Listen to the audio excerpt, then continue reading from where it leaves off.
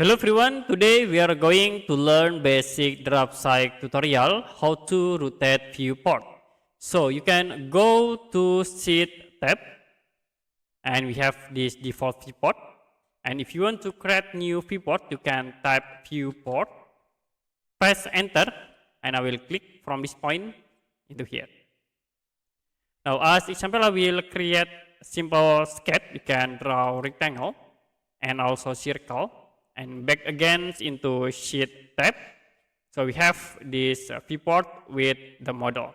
If you want to rotate the viewport, you can use the rotate tools, type rotate, press enter, select the viewport, enter again, and specify for the base point. I will click in here, base point, and then you can rotate the viewport, like into 45 degree, press enter.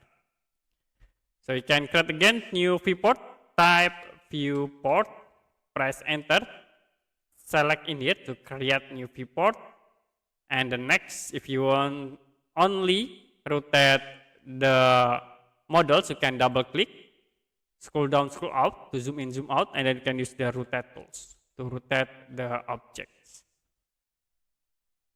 Or if you want to rotate the viewport, you can tap rotate, select the viewport, specify for base point, and then you can rotate the viewport. Okay, that's it for basic Draftsight tutorial how to rotate viewport. If you have any question about tutorial, you can comment below this video.